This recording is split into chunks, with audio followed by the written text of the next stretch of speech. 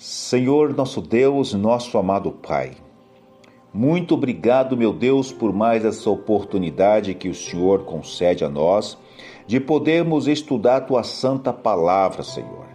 Que o Teu Santo Espírito esteja com cada um de nós, nos concedendo sabedoria e assim nos ajudar a compreender o que vai ser falado nesse estudo.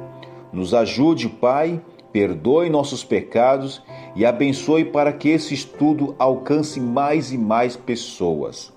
Eu oro e te agradeço. Em nome de Jesus. Amém. Olá, tudo bem com você? Que a graça do nosso bom Deus esteja com você e toda a sua família. Hoje nós vamos para o nosso estudo de número 3. Vamos aqui nos aprofundar e conhecer mais sobre a santificação. O que Jesus ensinou sobre a santificação? Vocês sabem? Vocês entendem sobre isso? Muito bem. Primeiro de tudo, meus queridos irmãos, lá em João 6, versículo 69, Jesus foi reconhecido como o Santo de Deus. Em Lucas 1, versículo 35, capítulo 4, versículo 34, ninguém podia apontar o único pecado nele. João escreveu que Jesus se manifestou para tirar os pecados do mundo e que nele não há pecado. Em 1 João, capítulo 3, verso 5, é onde isso está escrito. Pois a Bíblia é clara em ensinar: segue a paz com todos e a santificação sem a qual ninguém verá o Senhor. Hebreus 12, versículo 14. Pergunta: como alcançar essa santidade? Vamos aprender junto essa lição de hoje. Lembrando que é a lição de número 3. Em nossa última lição, queridos, aprendemos que a Bíblia apresenta a salvação em 3 tempos: passado, presente e futuro. O que Jesus fez por nós na cruz no passado foi trazer a justificação, que nos liberta da penalidade do pecado. O que Jesus fez por nós no presente é a obra de santificação que nos liberta do poder do pecado. O que Jesus fará por nós no futuro é chamado de glorificação, quando finalmente seremos livres da presença do pecado. Hoje, queridos, vamos aprender mais sobre a santificação. E a primeira pergunta que eu lhe faço é essa: que oração Jesus fez pelos discípulos? Nós estudamos essa lição lá no primeiro estudo que nós tivemos. Em João 17, versículo 17, ele diz: santificai-vos na verdade, a tua palavra é a verdade. Querido ouvinte, quando estudamos a palavra de Deus, a verdade, o Espírito Santo atua no coração e nos ajuda a purificar tudo o que não é santificado.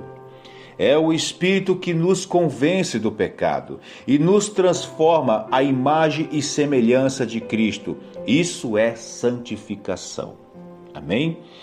Vamos para a pergunta de número 2. De acordo com Paulo, qual é a vontade de Deus para seus filhos? Nós sabemos que a vontade de Deus é que nós possamos nos santificar todos os dias e nos entregarmos a Ele. Em 1 Tessalonicenses capítulo 4, versículo 3 está escrito: pois a vontade de Deus é santificação de vocês, que se abstenha da imoralidade sexual. Meus queridos, o sentido básico de santificar e colocar à parte, separar, como ilustrado pelo 7º dia da criação, quando Deus separou o sábado dos outros dias, Ele nos abençoou e santificou. Isto é, separou dos outros 6 dias, como está escrito em Gênesis 21, versículo 3 e Êxodo 20, versículo 8 a 11. Meus queridos, devemos sim nos santificar todos os dias para que nós não caímos na vontade carnal. para que assim nós possamos nos tornar mais e mais santo diante de Deus. Amém? Muito bem. Pergunta de número 3. Que metáfora Jesus usou para falar de santificação? Em João capítulo 15, versículos 5 a 7 está escrito: Eu sou a videira, vocês são os ramos. Quem permanece em mim e eu nele, esse dá muito fruto, porque sem mim vocês não podem fazer nada. Se alguém não permanecer em mim, será lançado fora, à semelhança do ramo, e secará, e o apanha, lança no fogo e o queima. Se permanecerem em mim e as minhas palavras permanecerem em vocês, pedirão o que quiserem e lhe será feito. Meus queridos, assim como os ramos precisam estar unidos à videira para sobreviver e frutificar o crente, frutificar.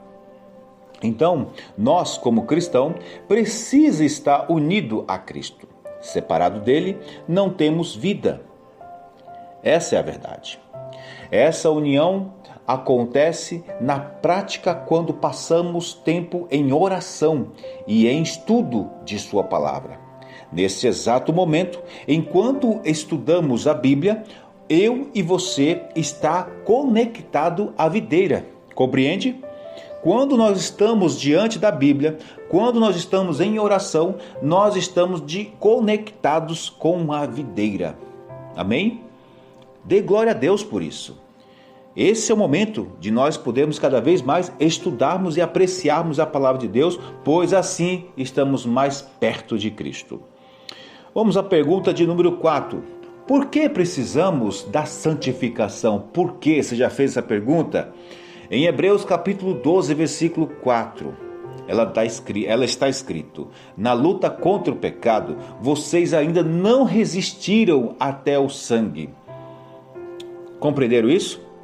Na luta contra o pecado, vocês ainda não resistiram até o sangue. O que isso significa?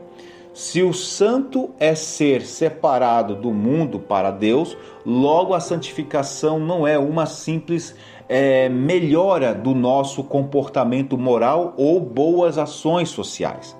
A santificação bíblica é viver os princípios do reino de Deus, motivado pela separação constante do Espírito Santo em nós.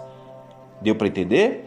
Essa operação tem por objetivo a honra e a glória de Deus, como está escrito em 1 Coríntios capítulo 6, versículo 19 a 20. Portanto, queridos, nós precisamos, mais uma vez eu repito, nós precisamos nos santificarmos todos os dias diante de Deus, pois sem isso é impossível nós agradarmos e chamarmos a atenção de Cristo. Amém? Como Paulo chama os membros da igreja a quem ele dirige suas cartas? Em Romanos capítulo 1, versículo 7, está escrito: a todos os amados de Deus que estão em Roma, chamados para ser santos, que a graça e a paz de Deus, nosso Pai, e do Senhor Jesus Cristo esteja com vocês. Como Paulo chama os membros da igreja? Ele chama de santos. Santos. Em Filipenses capítulo 1, versículo 1, Paulo e Timóteo, servos de Cristo Jesus, a todos os santos em Cristo Jesus, inclusive bispos e diáconos que vivem em Filipos. Meus amados, os crentes dessa igreja são tratados como santos, porque estão em Cristo, e não por haverem alcançado um estado de ausência de pecado.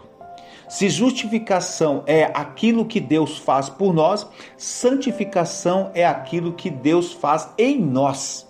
Na justificação, Deus nos considera justos Por outro lado, na santificação ele nos torna justo, embora não exista nenhum mérito humano nessa obra. A santificação existe de cada pessoa uma entrega completa e diária à vontade de Deus e afastamento de hábitos e atitudes que levam à prática do pecado. Compreenderam?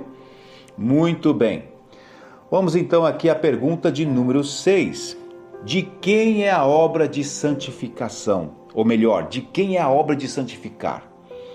Vamos ver o que está escrito lá em Tessalonicenses capítulo 1 Tessalonicenses capítulo 5, verso 23. Nele está escrito: o mesmo Deus da paz os santifique em tudo, e que o espírito, a alma e o corpo de vocês sejam conservados, íntegros e irrepreensíveis na vinda de nosso Senhor Jesus Cristo. Muito bem, a fim de capacitar a pessoa para a experiência da santificação, Deus concede seu Espírito. Agora, cheios do Espírito, não andamos mais segundo a carne, mas segundo o Espírito, como está escrito em Romanos 8, verso 4. À medida que caminhamos, nossa lei aumenta, e nossa transformação progride.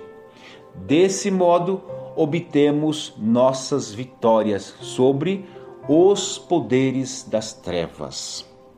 Entenderam? Então, meus queridos irmãos, como está escrito em 1 Tessalonicenses capítulo 5, verso 23, o mesmo Deus da paz os santifique em tudo, o que o espírito, a alma e o corpo de vocês sejam conservados. O nosso corpo tem que estar conservado, íntegro, irrepreensíveis na vida do nosso Senhor Jesus Cristo. Então nós temos que todos os dias nos conservarmos, todos os dias, diante da presença de Cristo, porque o nosso corpo é o templo do Espírito Santo. Amém? Deu para compreender isso? Muito bem. Pergunta de número 7.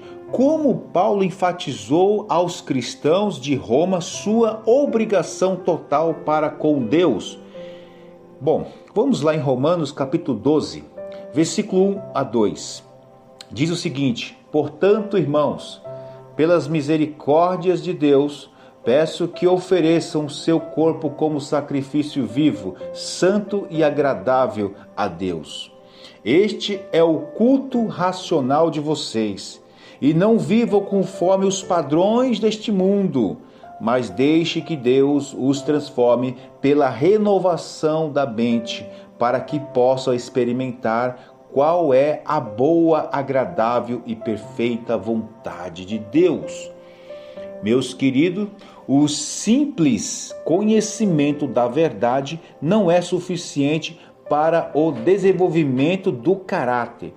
Com o conhecimento deve vir a obediência. Saber o que é certo e não praticar não nos fará crescer em santidade. Quando aceitamos a Cristo como Salvador e Senhor e submetemos nossa vontade a dele, então crescemos em graça. Queridos irmãos, o desenvolvimento do caráter envolve dois elementos. Primeiro, a escolha consciente de fazer o que é correto de acordo com a luz recebida. E segundo, a obediência à consciência, logo a vontade do cristão, desempenha um papel importante na santificação. Antes da conversão, nossa vontade está mais sujeita à influência de Satanás. Entretanto, ao aceitarmos Cristo como Senhor e Salvador, devemos conscientemente entregar e submeter nossa vontade egoísta à vontade de Cristo e de seu Espírito. Amém? Meus irmãos, que lição maravilhosa que o Senhor está nos concedendo, não é verdade? Vamos lá, continuando. Vamos para a pergunta de número 8. Qual o conselho que o apóstolo Pedro nos dá? Em 2 Pedro capítulo 3, versículo 18 está escrito: pelo contrário, cresçam na graça e no conhecimento do nosso Senhor e Salvador Jesus Cristo. E Ele seja a glória, tanto agora como no dia eterno. Olha que maravilha! Queridos, o crescimento não é automático, quer físico, quer espiritual. Ambos querem alimento, bebida e exercício. Isso significa que devemos manter comunhão com Cristo por meio da oração e da leitura da Bíblia, para nos alimentarmos, como está escrito em João 6, versículo 56. Queridos, precisamos ainda exercitar nossa fé, testemunhando de Cristo e aos outros, como está escrito em Lucas 8, 38 a 39. Esse é o caminho para o crescimento espiritual e santificação. Amém? Muito bem, meus amados. Então aqui nós entendemos que a santificação não deve ser confundida com impecabilidade. A natureza carnal com a qual nascemos, só nós será arrancada da glorificação no momento da volta de Jesus. Pecamos porque somos pecadores, infelizmente. Essa é a tendência natural de todo ser humano. Logo, a verdadeira santidade só pode ser alcançada pela perseverança em estar ao lado de Cristo. Desse modo, a vida sem pecado de Jesus nos é atribuída como um presente e somos salvos por seus merecimentos. Querido ouvinte, esse foi o nosso terceiro estudo de hoje. E espero de coração que todos tenham entendido essa lição, ok? E agora convido você a louvar comigo essa linda canção. Como nós estamos falando sobre santificação, vamos louvar junto esse hino que chama Santo, Santo, Santo, com a canção da nossa querida irmã Alessandra Samadelo. E logo após faremos uma breve oração. Amém? Que Deus nos abençoe.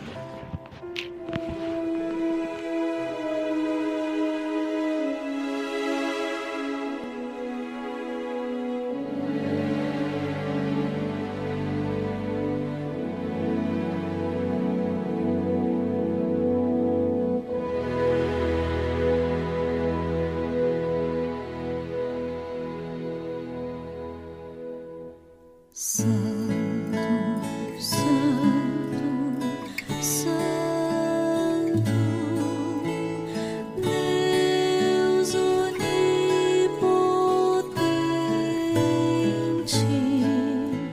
cedo de manhã cantaremos teu louvor.